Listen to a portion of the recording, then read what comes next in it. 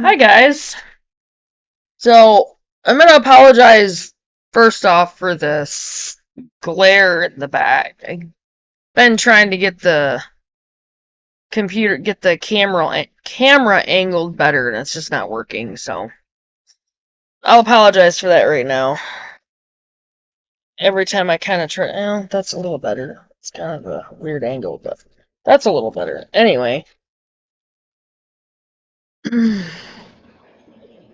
so hope everybody had a good night. I had kind of a busy day yesterday. It's not going to be as busy as today and tomorrow. I didn't get as much sleep as I was hoping to get, but my daughter and I were staying up talking, and we stayed up talking to our oldest son for a while. Hadn't talked to him in a while, so it was just nice to talk to him. Today is going to be really busy. Today is the Robbers Cave Fall Festival going on here in Wilburton, Oklahoma. Sorry. There's going to be a lot of stuff going on at Robbers Cave today. And then tomorrow there's going to be a lot of stuff going on in Wilburton. So Easy Mart is going to be very, very busy. So, yeah. And going to be a couple of really busy shifts. Anyway, so, again, I hope everybody had a good night. And got my apple cider vinegar and turmeric, cinnamon, a little bit of ground cloves. Because the cloves are good for your teeth. I don't know if you knew that or not, but cloves are good for your teeth. And I just screwed up. Sorry about that. Accidentally clicked off on the page. Anyway, and I have cayenne pepper in there. I'm having problems with my sinuses, so I figured it was time to get start getting these down every day. Mm. Purified water. I use a couple teaspoons of raw honey in it, and um, yeah, a little medicine cup about with about that much in it. It might be 4 tablespoons. I don't know of apple cider vinegar. And then I'd just take the turmeric and sprinkle that in there, sprinkle the cinnamon in there, a little bit of ground cloves. Oh, also ginger and little pinch of cayenne pepper. I don't like to put too much of it in that because I'm not one for spice, but there's another drink that I'll do every once in a while that has an eighth of a teaspoon in it, and that one's pretty spicy. Anyway, plus I have my iced coffee. So anyway, just wanted to get on top of the video today. Today is on creating an apothecary. So this is on those medicinal plants and the natural medicines we've been talking about, which I'm really, really, really excited about being able to get on the property and start searching for the ones that we can find in the fall. Sorry. Trying to get comfortable here.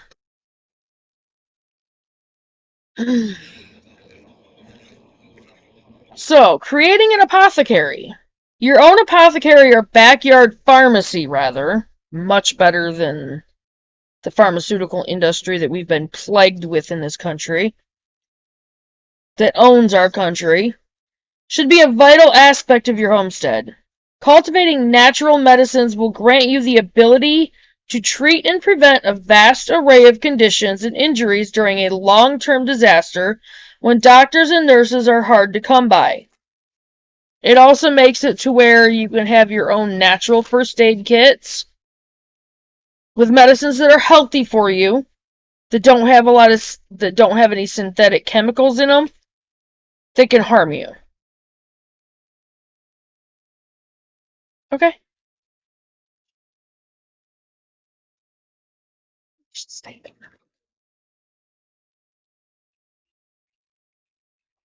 Okay. Right, that's fine. I was talking to my daughter. Anyway, I am not a medical professional of any type. I'm merely going to share information with you on natural herbs, roots, flowers, and so-called weeds that have been used in natural healing remedies. This is for educational purposes only. Now, I have actually been considering going through the natural,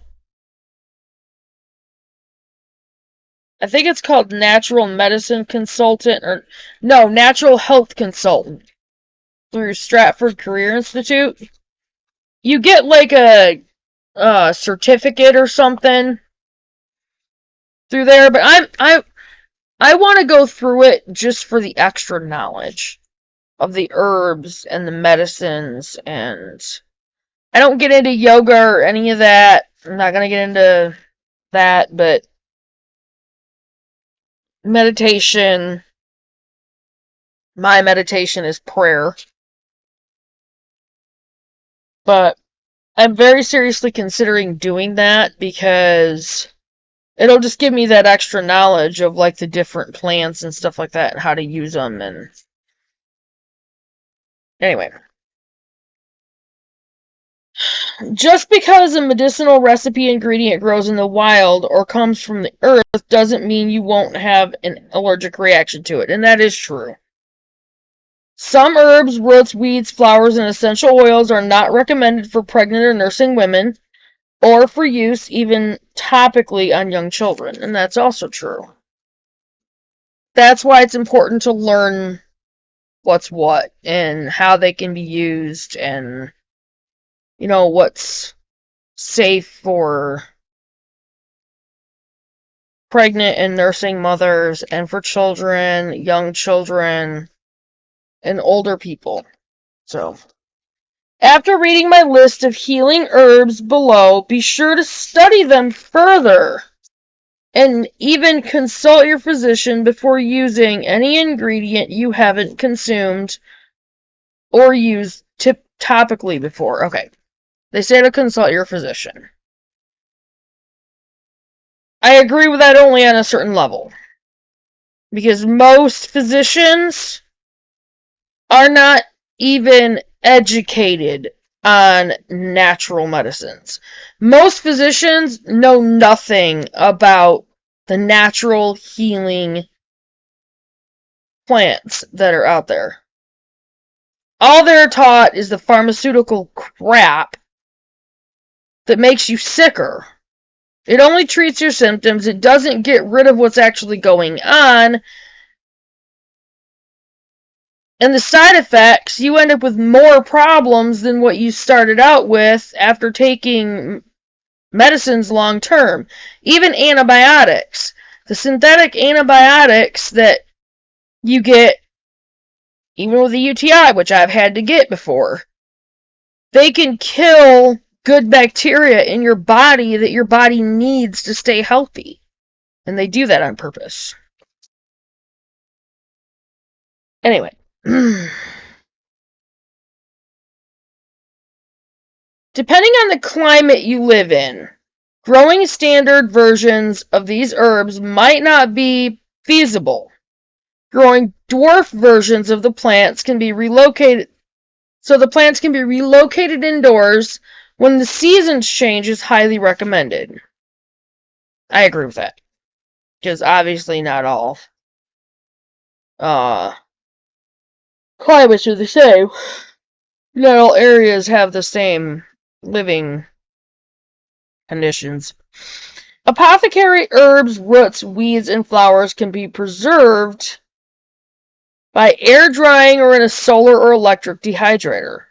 If you can't grow some of the healing herbs on the list, then by all means stockpile store-bought herbs. I would recommend getting on Amazon and ordering stuff if you can't grow them, because Amazon is going to have a wider array of non-GMO choices and basically wild forage choices. Wild forage is just dehydrated and dried. So, sorry, I'm tired. Anyway, I purchased a gel capsule pill maker and capsules in multiple sizes so I could preserve the medicinal herbs I was cultivating, and it cost less than $100. I'm actually going to look into that. The capsule maker is manually powered and very easy to use. Be sure to store both the empty and filled gel capsules in an airtight containers in a cool, dry place. You may be wondering which herbs to grow since there are dozens of options. In the next section, I'll talk about my 12 favorite herbs to grow. Now, I have actually grown a couple of these. A couple of these. There's also one that grows all over the place. You just need, a shovel to dig up some of the roots. Anyway, so, here we go. Sorry, guys, I am so tired right now. I stayed up way too late last night.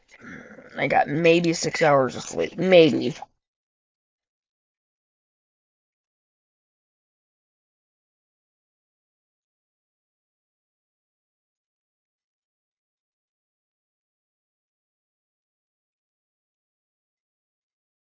Sorry, I'm trying to get that down me. That'll give me a little bit more energy.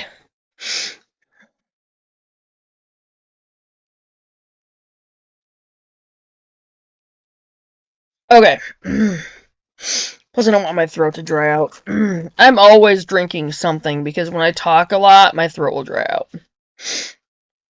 And I don't like to start coughing. You can probably hear my sinuses are giving me all kinds of issues. Then I have to probably add a little bit more cayenne pepper or drink my other little drink. The other little drink that I do is a tablespoon of extra virgin olive oil, an eighth of a teaspoon of cayenne pepper,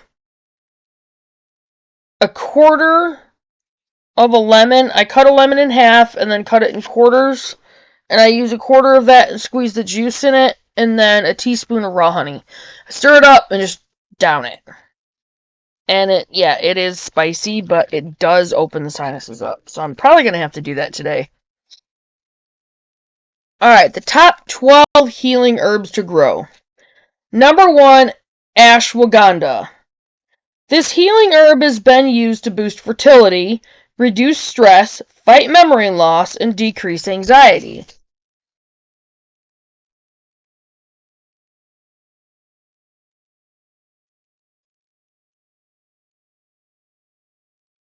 Sorry, I gotta look something up. I think I might have skipped one. I am so sorry if I did. I'll have to get that one written down. Give me just a second, guys. I gotta pull this up.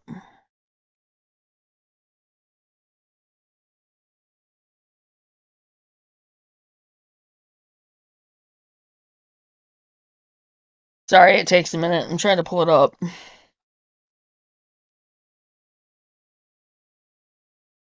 Checking the battery on my computer.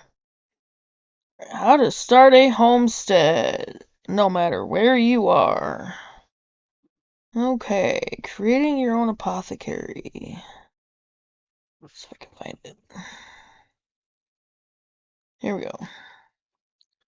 I think I might have... Come on. Stupid phone.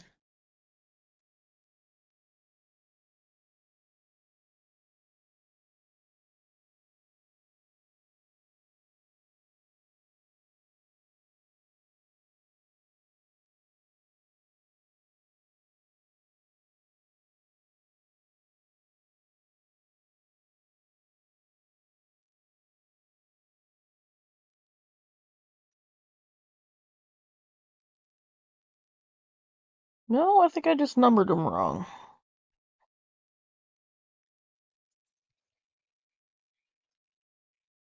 Yeah, I numbered them wrong. Okay, sorry. I just have to check to make sure. Anyway, alright, number 1.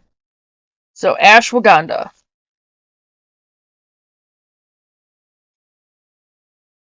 I want you guys to get a little bit more information on some of these. Ugh.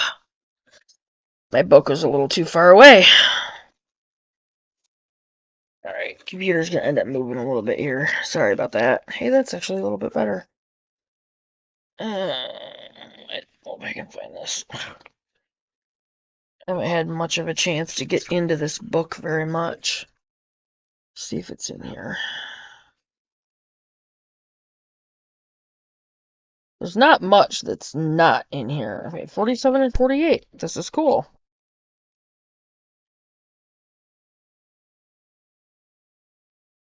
Okay, ashwagandha. It's a member of the nightshade family. It's sometimes called winter cherry or Indian ginseng. Due to its importance in Ayurvedic medicine, ashwagandha is considered a rejuvenating adaptogenic herb useful for treating many debilitating conditions. Ashwagandha is native to India, but can be grown in herb gardens across the United States. It is a perennial in warm climates with no frost. Ashwagandha, like sandy or rocky soil, full or partial sunlight, and moderately dry conditions. The bush grows to a height of 2 to 3 or more feet with dull green leaves. Light green bell-shaped flowers appear in midsummer and orange to red berries in the fall. Branches grow radially from a center stem. Edible use. The plant is not generally eaten, but its seeds are used in the production of vegetarian cheeses. The leaves are used to make ashwagandha tea. Other uses. The fruits are rich in saponins, and can be used as a substitute for soap. The leaves repel insects. Medicinal uses. Ashwagandha is an adaptogenic herb that has been used for thousands of years. It is highly valued for its ability to strengthen the immune system, balance hormone levels, and for its anti-anxiety, antidepressant, and anti-inflammatory properties. Roots and leaves of the ashwagandha plant are used for their medicinal properties. Root extracts in powder or capsule forms are effective, as are leaf extracts and tinctures. Powders can be added to food or drinks, though they have a strong taste. Ashwagandha tea made from the leaves is also used. Adding a little honey improves the flavor. Make sure it's the raw honey. You don't want to use anything that's not raw honey. Expected to take 2 weeks or more to begin to notice the benefits of ashwagandha. Long-term use has not been studied and may not be safe, but many patients do well taking the herb long term.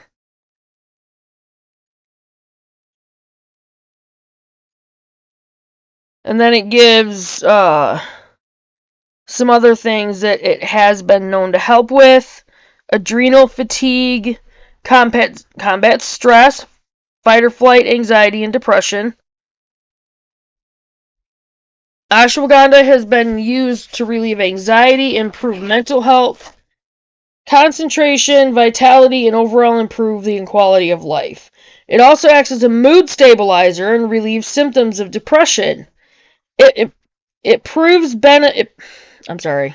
I'm tired and I'm having issues. It provides benefits similar to anti-anxiety and antidepressant drugs without drowsiness, insomnia, or other side effects, which you get a lot of with those drugs. Ask yourself this question: why should you take drugs for depression if there's a possibility that they are going to produce suicidal thoughts? Doesn't that defeat the purpose? It can reduce cortisol levels. Cortisol levels is a stress hormone implicated in controlling blood sugar levels and fat storage in the abdomen. Studies show that ashwagandha helps significantly reduce cortisol levels in chronically stressed adults. It can balance blood glucose levels. Ashwagandha is particularly beneficial to diabetic patients in reducing blood glucose levels. It may help improve insulin sensitivity and reduce inflammation. And there's a whole bunch of other stuff listed here Harvesting, it says, pick the berries in the fall when red and fully ripe, then dry them for planting in the spring. For medicinal use, you dig up the roots in the fall and clean thoroughly. Slice dry and powder for future use. Leaves are used fresh or can be dried to use in tea. This herb is generally believed to be safe and has an extensive history of use. However, there are no long-term studies on the safety and long-term use and may make it more likely that side effects will be experienced.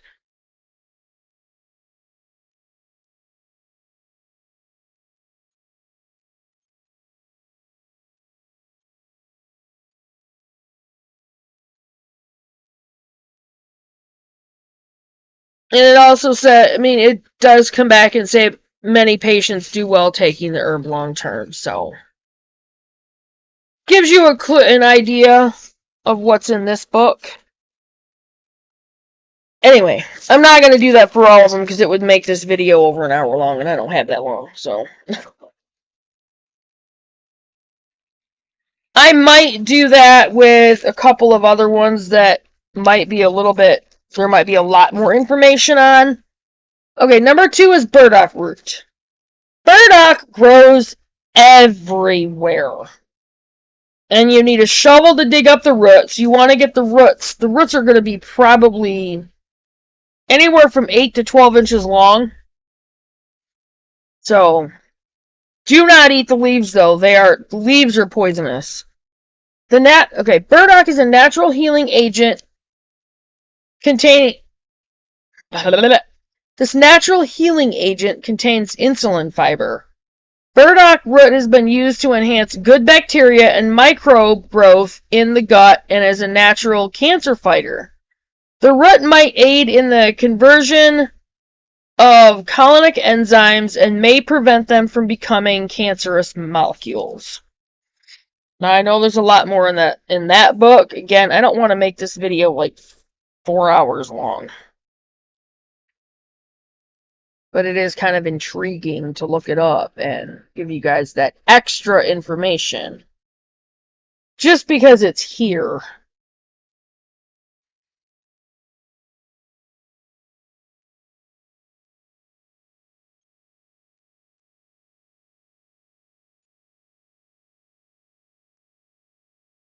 Okay, believe it or not, that's actually one of the few that's not in here that I don't see.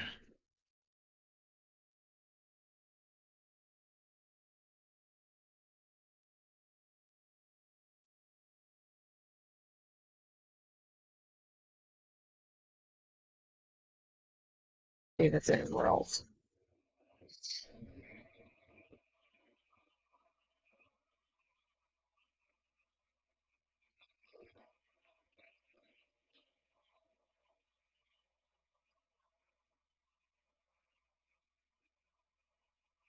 Okay, I don't actually see that in here. So, that is one of the very few things that are not in here. Anyway, burdock is very easy to find. They also have those annoying little burrs that stick to everything in the fall. Okay, cayenne. Number 3 is cayenne. This is one of my go-to medicinal herbs, and it is literally starting to be one of mine. Even though I don't care for the spicy, it really, really, really does help with sinus issues.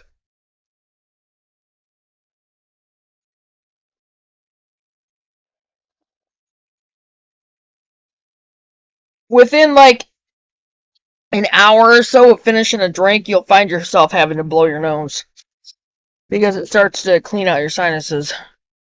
Plus, if you do the other, can't get comfortable. Sorry, guys. The other drink that I do, the one with the olive oil, that one cleans you out real quick. Okay.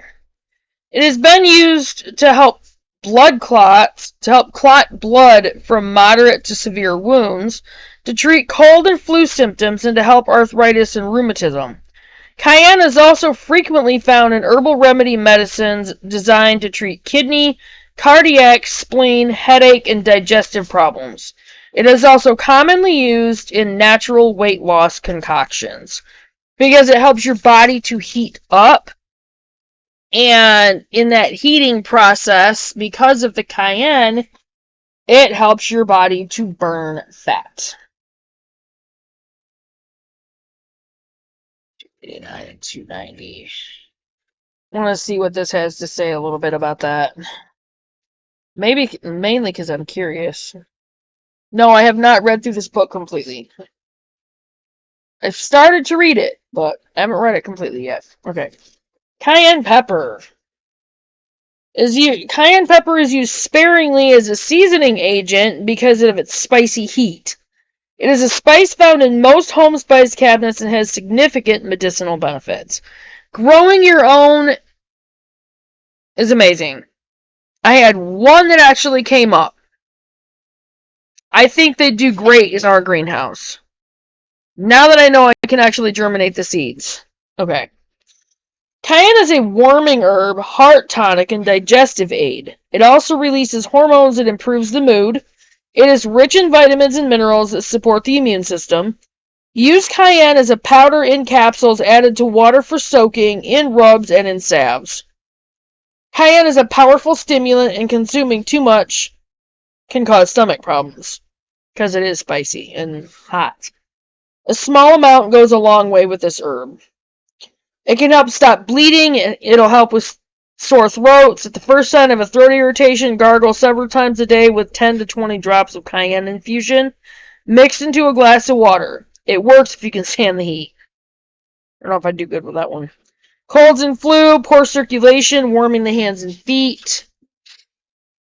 Everything I have. Achy joints, arthritis, because it does help with inflammation and muscle strains.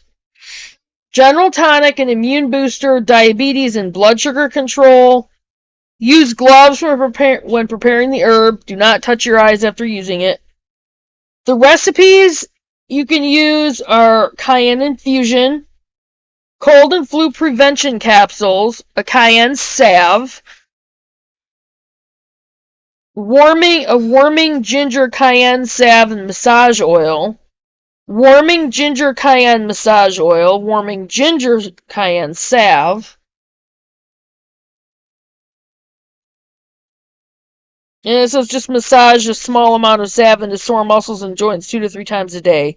It can take a few weeks to get maximum results. Do not use on face or mucous membranes or open cuts or wounds. Do not use with pregnant or nursing patients. Wash your hands thoroughly with soap after use.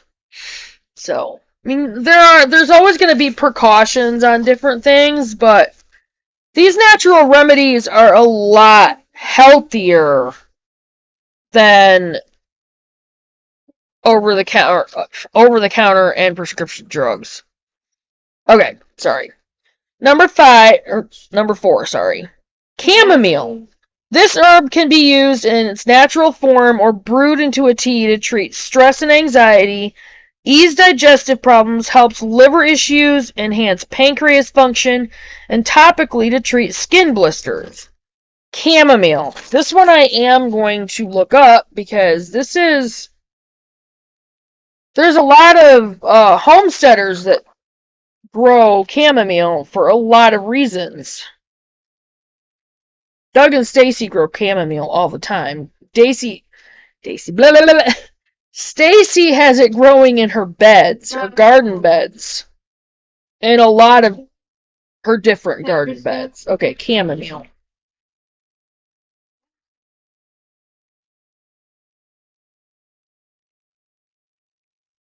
It's gonna end up being a long video, guys. I'm sorry.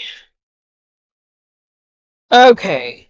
German chamomile, there's English chamomile.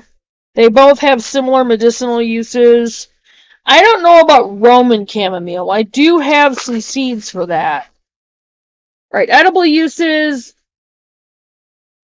The flowers make the best tea. The flowers have an apple-like flavor and the leaves have a grassy flavor. You can make a nice liquor with dried chamomile flowers and vodka.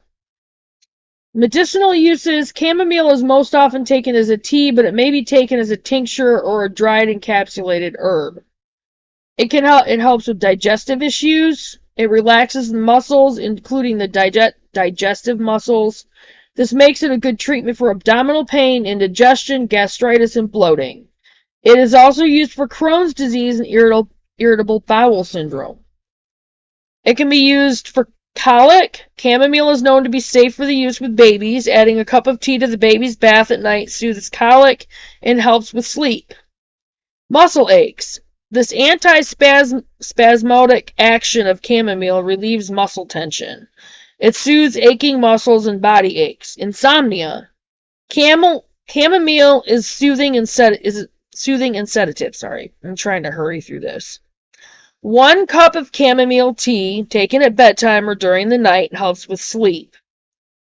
If more help is needed, use a tincture. It can be used as an eye wash, conjunctivitis, and for pink eye. For eye problems, try an eye wash made by dissolving 5 to 10 drops of chamomile tincture in some boiled and cooled water, or by making a strong chamomile tea. This mixture relieves eye strain and treats infections. I often pair it with other herbs like yarrow and usnea. It can be used for asthma, bronchitis, whooping cough, and congestion. Use a steam treatment for congestion. Add 2 teaspoons of chamomile flower petals to a pot of boiling water. Inhale the steam until the phlegm is released. Or add 2 to 3 drops of chamomile essential oil to a vaporizer and use overnight. So it acts like an expectorant to help get that crap out of your lungs. Allergies and eczema. For allergic conditions, including itchy skin and eczema, try chamomile essential oil. The steam distillation process alters the chemical properties of the remedy, giving it anti-allergenic properties. Dilute the essential oil in a carrier oil to use directly on the skin or inhale it, like olive oil or something like that. But make sure it's extra virgin olive oil. Harvesting. It is best to harvest chamomile during its peak blooming period. I prefer to pick chamomile in the late morning, after the dew is evaporated and before the real heat of the day. Select flowers that are fully open and pinch or clip the flower head off the top of the stalk. Dry for future use. While it is uncommon, some people have an allergic reaction to chamomile. People with allergies to the Asteraceae family, including ragweed and chrysanthemums, should not take chamomile. Recipes. Chamomile tea. Ingredients. 1 to 2 teaspoons of dried chamomile flowers or leaves and 1 cup of boiling water. Pour 1 cup of boiling water over the dried chamomile flowers or leaves. Let the herbs steep for 10 minutes and strain. Chamomile liquor. Ingredients. 1 pint of 80 proof vodka, 1 cup of chamomile flowers, 2 tablespoons of raw honey or to taste and zest of 1 lemon. Combine all ingredients in a tightly covered jar and allow the mixture to steep for 2 to 4 weeks and strain. Chamomile is excellent. And I know this video is going to be longer and I'm trying, guys, but this stuff is really, really important, and I want you guys to get this information. And maybe even try some of them. Number 5, cinnamon. Growing a dwarf version of a cinnamon tree could give you access to a natural ingredient that has been used in a variety of organic antiviral home remedies. Cinnamon is well known to boost the immune system, combat oral health issues, and help with diabetes or high blood pressure. I use it in my apple cider vinegar drinks all the time. All the time. Cinnamon is excellent. You will want to make sure that it's organic and not dead. Because it's not going to help if it's dead. No, it's in here somewhere. Alright, I know it's in here somewhere, guys. Sorry, bear with me. Come on. 291. Bear with me, guys. Okay, cinnamon. For medicinal use and preventative care, the common suggested dose for true cinnamon is 1 to 2 grams of cinnamon with each meal. You can add it to a smoothie or food, use it in tea, or put it in capsules for easy consumption. Each capsule will hold about 500 milligrams tightly packed, so take 2 to 4 capsules with each meal if needed. It can help with diabetes and blood sugar control, reduces triglycerides and cholesterol, neurodegenerative diseases, Parkinson's, and Alzheimer's. I am going to read this one. Cinnamon has been shown to protect the neurons in the brain. Animal studies have found that it helps normalize neurotransmitter levels, which could help improve motor function in Parkinson's patients. It also has 2 compounds, cinnamaldehyde and epicachin, that inhibit the buildup of brain proteins called tau, T-A-U, or tau, that are found in Alzheimer's patients. We do not have human research on these processes yet. However, it is easy to add cinnamon along with the turmeric and other brain-protecting herbs to the daily diet, and it doesn't hurt you. It will not hurt you. It's one of those, why not try it? It's only going to help your health. So why not? It's anti-inflammatory. Cinnamon is loaded with antioxidants and anti-inflammatory compounds that fight free radicals and help lower your risk of disease. Free radicals are one of the things that cause cancer cells to grow. Heart disease. Because of its antioxidants and anti-inflammatory compounds, cinnamon can help reduce the risk of heart disease. It reduces blood pressure, triglycerides, and cholesterol, which contribute to heart disease, HIV. Cassia cinnamon, Cissa, cinnamon, helps the body's fight against HIV-1, the most common HIV form in humans. Antibacterial and antifungal. Evidence shows that cinnamon inhibits the growth of some bacteria, including Salmonella and Listeria, on surfaces, especially when cinnamon oil is used. We have no data on whether cinnamon will treat internal infections. Again, there's no harm in using it daily.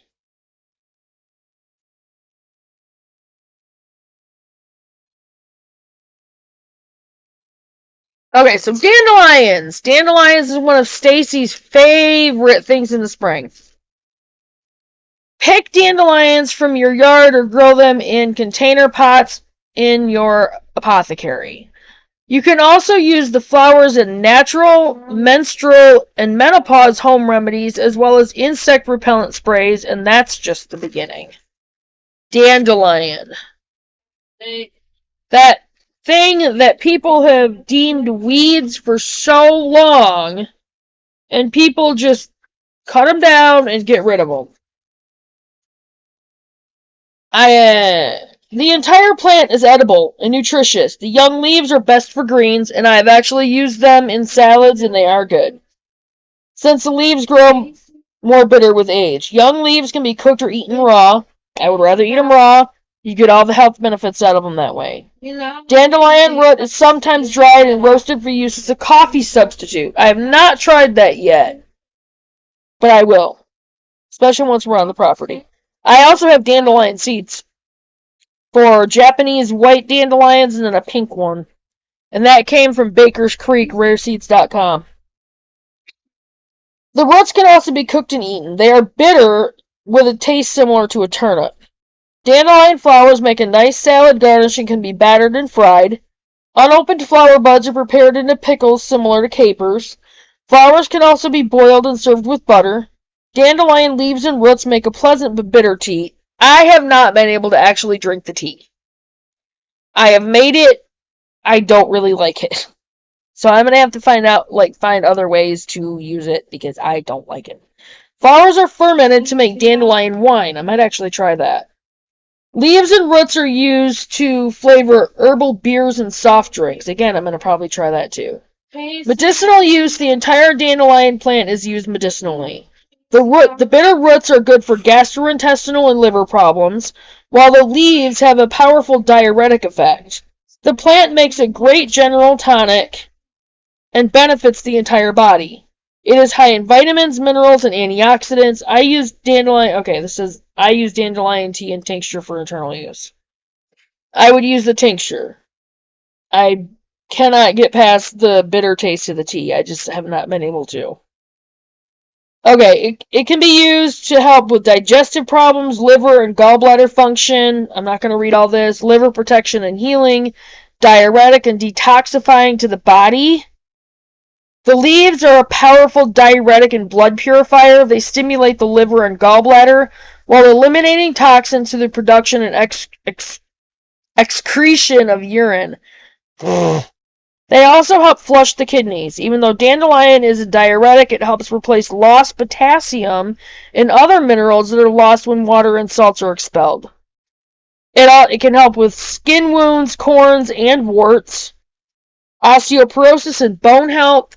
It helps control blood sugar, urinary tract disorders. The diuretic of the dandelion helps eliminate toxins from the kidneys and the urinary tract. The herb also acts as a disinfectant, inhibiting bacterial growth in the urinary system. I actually didn't know that until just now, so that's going to be a thing that I start doing in the spring. Prevents and treats cancer. Dandelion extracts are high in antioxidants, which reduce free radicals in the body and the risk of cancer. Its role in removing toxins from the body is also helpful. Researchers have shown that dandelion root coupled with burdock root have potential in treating cancer. That's right here in this book, The Lost Book of Herbal Remedies. On page 69, by Nicole Appelian, PhD, and Claude Davis. Prevents iron deficiency and anemia, treating hypertension. Excuse me. Sorry about that. I got a phone call from my boss. Anyway, dandelion is also used in treating hypertension as a diuretic. Dandelion juice helps eliminate excess sodium from the body and bring down blood pressure. It also helps reduce cholesterol ratios and raises the good HDL levels. It's an immune system booster. It boosts the immune system, helps fight off microbial and fungal agents. It'll help with mastitis and lactation. Dandelion has traditionally been used to enhance milk production for the treatment of mastitis. It says check in with your doctor for this use. There's nothing in dandelion that will hurt you. Fights inflammation and arthritis. And you can use it to make dandelion teas. And again, you can use the roots in different things too, so. But there's a whole lot of information out there on dandelions and how you can use it and make tinctures out of it. And yeah, there's a ton of information. Anyway, sorry about that. Garlic. Garlic is a homesteader's dream of medicine, like food and medicine. Garlic is amazing. I wouldn't recommend just taking a garlic clove and eating it unless you can. Whew, that's a bit much for me. I've taken a little bite of a little teeny tiny piece that I cut off from a clove one time. I will never do it again. No homesteading apothecary would be complete without garlic. This powerful natural healing agent helps draw toxins and infections out of the bodies of both humans and animals. We give all of our domestic pets and livestock a small amount of garlic at regular intervals as a natural dewormer. Garlic's antibacterial, antifungal, and antimicrobial properties make it a very popular ingredient in natural health remedies of all varieties. Again, garlic is amazing. Doug and Stacy with the garlic and raw honey. As soon as I can, I'm going to get some fresh garlic from somewhere that I know it is fresh, and a jar of raw honey, and I'm going to combine them. Because that is something that our kitchen needs for over the winter. because my husband and my daughter have both really crappy immune systems right now. And even if you don't like eating the garlic, you don't have to. The healing properties of the garlic will seep into the honey, and all you have to do is take a teaspoon or two of the honey. And if you start to get sick, you can take a couple teaspoons of it. The bulbs are the only edible part of the garlic eaten and are usually used for seasoning as a condiment. Medicinal use. For internal use, I usually recommend that people simply eat more garlic in their foods. For best results, garlic should be chopped fine and allowed to rest for 10 minutes or so before cooking. Eating it raw is even better. Not a lot of people like eating raw garlic. Chopping and allowing time for the sulfurous compounds to develop in the garlic will make it more potent. Some people complain of a strong garlic smell in the sweat when consuming garlic. This is a natural response and indicates that the body is using the beneficial components. To alleviate this complaint, eat fresh parsley with the garlic.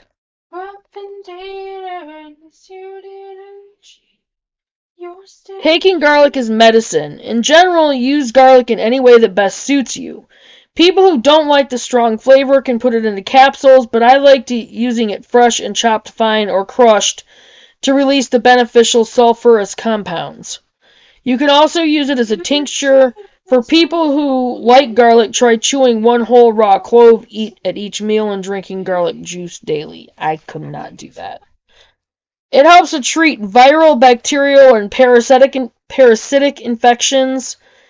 It can be used to help treat thrush, yeast, and fungal infections. It can be used for digestive problems. Garlic improves digestion and is useful to relieve excessive gas, bloating, and other digestive upsets. It can help with lowering blood sugars in diabetics, bronchitis, whooping cough, congestion of all causes, elevated blood cholesterol levels and blood pressure, corns, warts, and acne. Recipes. Okay, the recipes recommended are garlic infusion, which that is chopping or grinding the garlic cloves and allowing them to rest for 10 to 15 minutes before continuing. Place the garlic in a pot and cover with water. Heat the water gently to a simmer, then turn off the heat. Allow the garlic and water to steep overnight. Use 2 to 4 milliliters of this infusion 3 times a day with meals. Keep the infusion in the refrigerator for up to 3 days or in the freezer for up to a month. Garlic tincture. Chop 1 cup of garlic cloves fine and allow to rest for 10 to 15 minutes. Place the garlic cloves in a pint jar with a tight-fitting lid. Cover the chopped garlic with apple cider vinegar, preferably with the mother, which is a live vinegar. Allow the jar to steep for 4 to 6 weeks, shaking it several times a week. Take 1 tablespoon of garlic tincture with each meal. So there's that.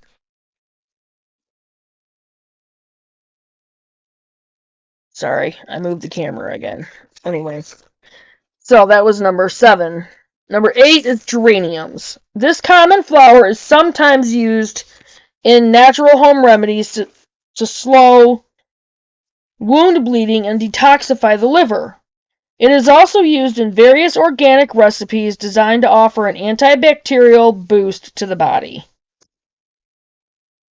9 is ginseng. This root has been used in natural remedies to treat cold and flu symptoms and to combat both mental and physical fatigue. Holy basil. This is one of my favorites, and I love it. I have the plants of holy basil that I was able to grow in Michigan were probably, I can't even really show it, probably 16 to 18 inches tall. And I loved that basil. It was so good. I used to put it in our eggs. This popular herb boasts a high concentration of chlorophyll, vitamins A and C, calcium and zinc. Holy basil, also referred to as tulsi, is often used in organic recipes to treat joint pain, diabetes, bronchitis, malaria, and ulcers. I'm not going to go through and read any more out of that book because this video is almost an hour long already. Thankfully, I don't have to be to work at 2. Sure. Alright, number 11 is Johnny Jump Up.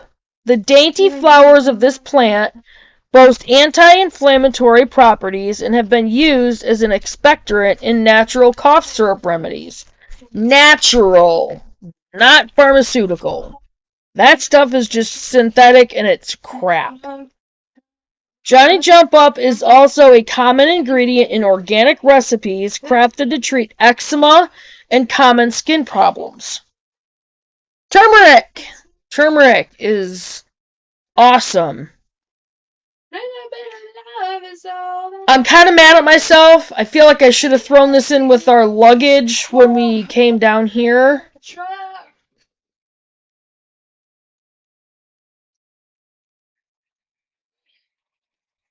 I had some turmeric that I had sent for that was unopened. I wish I would have brought it with me, but I didn't. So I'm going to have to send for some more. But I am going to be growing turmeric and ginger. Right. I stockpile more turmeric than any other healing herb. I cannot grow it in my region. Okay, you can grow it in a greenhouse, and that's what we're going to be doing. But I'm hoping that one day a dwarf version will become available. Turmeric is the only source of curcumin on the planet. I put on the plant. Sorry. Turmeric is most often used in natural remedies designed to treat swollen joints, tendons, and muscles. It's great for inflammation. It has incredible anti-inflammatory properties used extensively for psoriasis, oral problems, and stomach issues.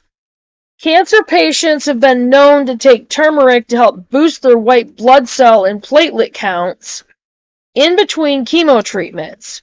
Learning how to cultivate and use these healing herbs will help get your urban homesteading apothecary off to a great start. And there's a lot of other medicinal plants that you can use to add to your natural medicine cabinet.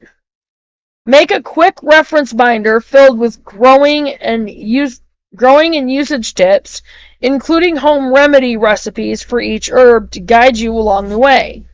Remember, this list of healing herbs is not exhaustive, not by a long shot. That book is full of them. Branch out into growing more of your own natural medicines once you have